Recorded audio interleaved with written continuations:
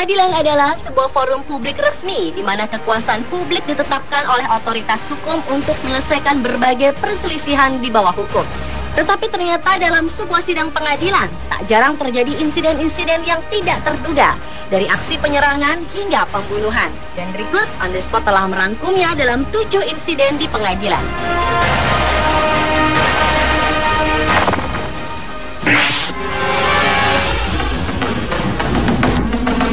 Insiden pengadilan yang pertama dibuka dari kasus pembunuhan yang terjadi di pengadilan Merced County Courthouse, California, Amerika Serikat. Kasus pembunuhan yang terjadi tahun 2008 ini dilakukan oleh seorang tersangka bernama Robert Eaton. Eaton adalah seorang terdakwa yang dihukum karena kasus vandalisme pada tahun 2006. Pria berumur 40 tahun ini ternyata pernah melakukan percobaan bunuh diri beberapa kali namun tidak berhasil. Sehingga di setiap masa persidangan, Eaton diharuskan memakai alat pemantau elektronik. Namun tak berapa lama kemudian, Eaton pun dibebaskan dan harus mengikuti terapi konseling. Namun terapi ini ditolaknya. Hingga pada tahun 2007 dirinya ditangkap kembali karena telah menabrakkan mobilnya ke gedung pengadilan Merced County Courthouse dan diharuskan mengikuti terapi mental. Pasca insiden penabrakan mobilnya ke gedung pengadilan, ternyata tak membuat Eaton berpuas diri, yang akhirnya membuat dirinya melakukan tindakan cukup nekat.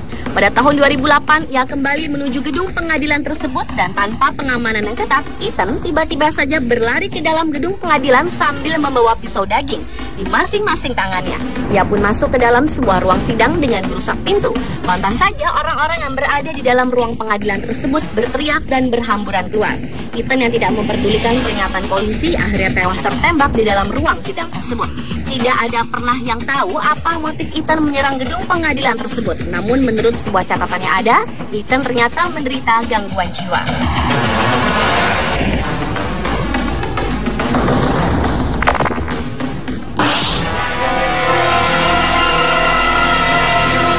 Insiden di pengadilan Scott County Circuit Court merupakan insiden di pengadilan berikutnya. Pada tahun 2008, seorang pria bernama Peter Haver divonis atas tuduhan pencurian dan penyerangan. Persidangan kasusnya ini pun digelar di pengadilan Scott County, Georgetown. Pada saat persidangan sedang berjalan, Haver meminta kepada Hakim Rob Johnson untuk mengganti pengacaranya Doug Creekmer karena ia kurang mempercayai sang pengacara tersebut. Namun permintaan Haver pun tidak disetujui oleh hakim dengan menolak terdakwa memakai pengacara yang baru. Haver yang merasa tertekan membentak pengacaranya dan memukul Doug beberapa kali di bagian wajah dan perutnya. Alhasil, Doug pun jatuh tersungkur dan persidangan pun terhenti akibat keributan yang terjadi di ruang sidang.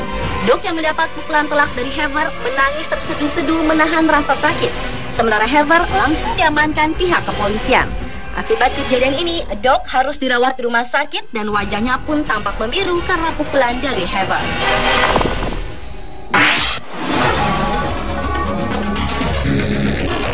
Berlanjut ke insiden pengadilan berikutnya melibatkan seorang pria bernama Brian Nichols. Brian adalah seorang tersangka yang telah melakukan pembunuhan kepada hakim dan polisi di pengadilan kota Atlanta, Georgia, Amerika Serikat pada tahun 2005 lalu. Pria berkulit hitam ini dicurigai telah menembak dan membunuh 3 orang sekaligus di kompleks pengadilan Atlanta, di antaranya Hakim Roland Barnes, reporter pengadilan Julie Ann Brando, dan juga seorang polisi Holty Tasley. Sementara polisi lain bernama Cynthia Hall yang pistolnya dirampas oleh Brian mengalami cedera berat. Usai melakukan penembakan, Brian sempat melarikan diri, tetapi kemudian dirinya ditangkap tanpa kekerasan, meskipun dirinya sempat melawan dengan menyandera seorang wanita di sebuah apartemen. Entah apa yang membuat Brian melakukan aksi nekatnya tersebut, namun diduga emosinya sempat lepas kendali setelah dirinya dinyatakan buron dalam berbagai kasus perkosaan dan pelecehan seksual. Insiden berdarah ini segera menyita perhatian warga Amerika. Berbagai media massa berlomba memberitakan dari waktu ke waktu mengenai perkembangan pembunuhan tersebut, yang akhirnya berujung pada penangkapan Brian Nichols.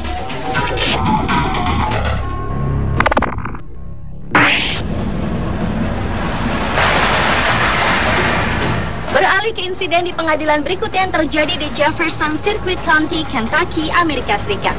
Pada bulan Juli tahun 2009, seorang terdakwa bernama Percy Phillips terbukti bersalah karena telah melakukan penyerangan, perampokan, dan pembunuhan kepada seorang tunawisma pada tahun 2002 dan juga melakukan pengancaman kepada seorang polisi yang bersaksi terhadap dirinya dalam kasus tersebut. Ketika sidang berjalan berjalan, salah seorang jaksa penuntut umum sedang membacakan beberapa tuntutan kepada Percy. Namun tampaknya pria berusia 45 tahun ini tidak terima dengan tuntutan jaksa, sehingga ia marah dan membanting meja yang ada di hadapannya. Percy pun yang sedang emosi berniat akan menyerang jaksa. Namun sebelum menyerang jaksa tersebut, Percy keburu ditembak oleh pihak keamanan dengan menggunakan pistol listrik. Pistol beraliran setrum ini cukup mengejutkan Percy, yang akhirnya membuat dirinya jatuh tersungkur. Insiden ini sempat membuat para peserta sidang dan juga sang hakim terkejut. Sidang pun akhirnya dihentikan.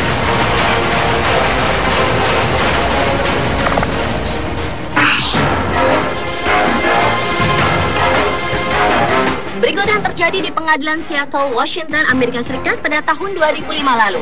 Berawal dari kasus seorang pria bernama Terry Manley yang diharuskan membayar tunjangan untuk anak-anaknya oleh pengadilan pasca ia bercerai dengan istrinya, Susan Calhoun, setelah menjalani masa pernikahan selama 15 tahun.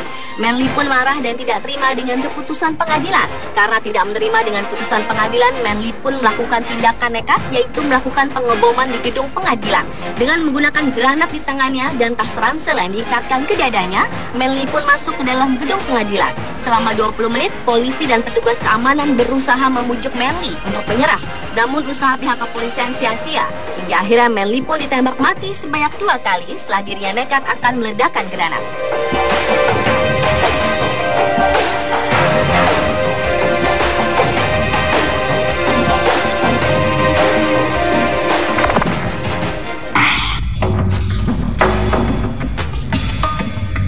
Insiden yang terjadi di pengadilan Jacksonville, Florida menjadi insiden di pengadilan berikutnya. Kejadian ini bermula ketika pengadilan membuka kasus pembunuhan anak berusia 5 tahun bernama Shelton Lucas Jr. Pembunuhan ini dilakukan pada tahun 1994 oleh Andre Fisher dan Derek Cummings. Dengan kejinya, kedua pria ini membunuh bocah berusia 5 tahun ini dengan 35 tembakan dan 1 peluru yang mengenai kepala Shelton, yang membuat bocah lucu ini tewas di tempat. Pada saat persidangan sedang berjalan, nenek dari Lucas menunjukkan foto cucunya yang tengah berbaring di dalam peti. Namun tanpa terduga atau karena terbawa emosi, ayah dari bocah 5 tahun ini, yaitu Shelton Lucas Senior, tiba-tiba saja menyerang para terdakwa yang dibantu oleh kerabat lainnya. Para terdakwa tersebut dipukuli sehingga pihak keamanan pun harus turun tangan. Sidang pun akhirnya dihentikan dan oleh pihak pengadilan Shelton Lucas Senior dihukum 30 hari penjara. Sementara kerabat lainnya dihukum 15 hari penjara karena dianggap telah menghina pengadilan.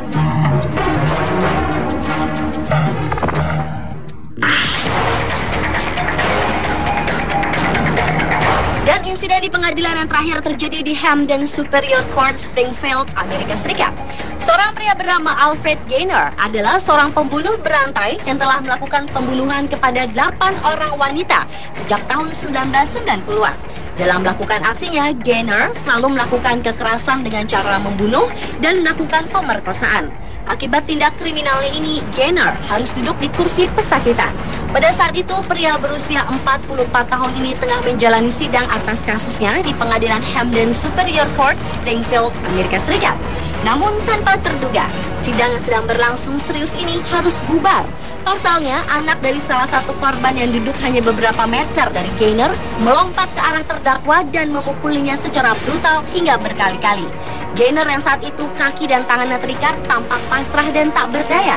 Sementara pria berbaju biru yang menyerang Gaynor tanpa ampun terus menyerangnya. Aksi brutal ini tak berhenti sampai di situ. Pria yang menyerang Gaynor tersebut kemudian mengambil kursi lalu memukuli tubuh Gaynor dengan kursi tersebut sehingga membuat ruang persidangan yang dihadiri oleh sekitar 50 orang ini tampak kacau. Petugas keamanan pun langsung mengamankan Gaynor dan pria penyerang tersebut juga diamankan pihak kepolisian.